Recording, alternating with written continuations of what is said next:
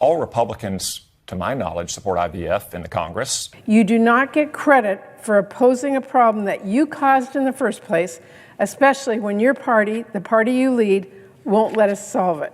But let's stick with Donald Trump. His big announcement on IVF this week. He said Thursday he wants the government to pay for or force insurance companies to cover IVF. Is that something you would support, Senator? Well, all Republicans, to my knowledge, support IVF in the Congress, but in principle, supporting couples who are trying to use IVF or other fertility treatments, I don't think is something that's controversial at all. Since Republicans say they support IVF, Democrats wrote a bill that would do just that. Specifically, under the bill, individuals have the right to access fertility treatments and to make decisions about the use of their reproductive genetic material, for example, embryos, without limitation or interference. Healthcare providers and insurers have the right to provide and cover these services, respectively. Manufacturers of applicable drugs or devices also have the right to provide these drugs or devices. This is how the vote went. As you can see, Tom Cotton did not support this bill, along with all other Republicans except two. The Senate today blocked an IVF bill. Do you have any comments you want to share about that, especially considering last time Trump was in Western Wisconsin, he shared his support for that?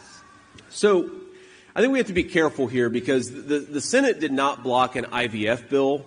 The Senate blocked a ridiculous show vote bill that had no chance of passing. This show bill, as he says, is just a bill Democrats wrote up because Republicans said they were in favor of supporting IVF. This would be a case where Congress can actually get something done because both sides agree. But it seems Republicans were all talk, because when it was time to show they were in favor, all but two showed they were not. All talk, no action. Today, we once again attempted to move forward on the Right to IVF Act, and Republicans once again stopped us. Republicans have tried to claim the right to IVF is not under attack, but it was Republicans' own votes that killed this bill. And it was the Republicans' own efforts to overturn Roe v. Wade and champion fetal personhood, which treats an embryo like a living, breathing person, that caused the chaos and uncertainty around IVF access. Republicans now think that a fertilized egg is a human being. That is like thinking this egg is a chicken. I will have my baby chicken sunny side up, please. Jeopardizing women's hope of growing their families and lighting on fire the thousands of dollars some of these patients spent ahead of treatment. To this day, Republicans own bills to supposedly protect IVF. They say nothing about fetal personhood and do nothing to make sure parents can dispose of unused embryos. So when a woman finds out she is pregnant, does she have to get a life certificate for her new baby and then a birth certificate once they are born? Does the population go up by 1 for each positive pregnancy test? How is this recorded? Does the census account for every baby in womb? I have so many questions for this definition of life. Now, Democrats came forward with a bill that would actually protect IVF. Our bill, the Right to IVF Act, protects the right to IVF nationally, and it lowers the cost of IVF for families with stronger insurance coverage requirements.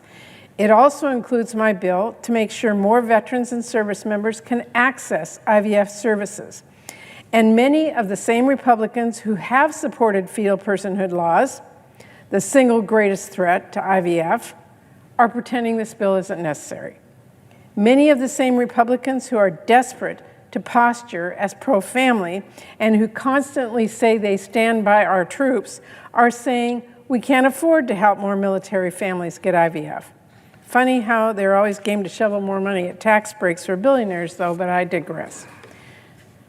Mr. President, Republicans voted this bill down again. They voted down protecting IVF again.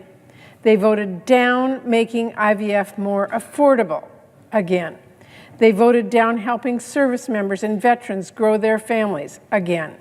And they did it fresh off another round of pretending to support IVF. They did it just as Donald Trump, the man who kicked all of this off, the man who proudly boasted that he ended Roe, is trying to say he's the leader on IVF. When Donald Trump says he is the leader on IVF, hear me on two things. First, he almost certainly doesn't understand what IVF is. Secondly, he doesn't understand what leadership is. You do not get credit for opposing a problem that you caused in the first place, especially when your party, the party you lead, won't let us solve it. The entire country just saw plain as day that Donald Trump is lying again and that nothing has changed for Republicans since they overturned Roe v. Wade. But Democrats are not going to stop pushing, and I have a message for my Republican colleagues who think they can talk about this issue, make big promises to desperate families, like Trump's promise to cover IVF treatment, and then fail to follow through. I would urge them to think again and tread lightly, because that promise may just be an empty soundbite to Donald Trump, but it is so personal to these families. It is personal to women who've been trying for years to start a family with no luck, women who month after month get their hopes up and face another heartbreak. The last thing these families need is a broken promise. The last thing their heart can bear is false hope. So don't you dare breathe another word about helping them get IVF when you are not willing to put up the votes and make it happen. Don't you dare talk about protecting their chance to grow their family when you're not willing to stand clear and strong against fetal personhood laws. Don't you dare raise your voice in more fake support when you won't lift a finger to actually help. Because these families have been listening to your words. They saw how you voted today. And Mr. President, they will not forget. Well, there you have it. Republicans claim to be the party of family values, but they seem to do the opposite of what they say. Remember to look at a politician's actions and not their words. Go back and see how your senator voted on this bill. Look at what they did. That is why they have a vote. To show us, the people who elected them, what their true stance on any issue is.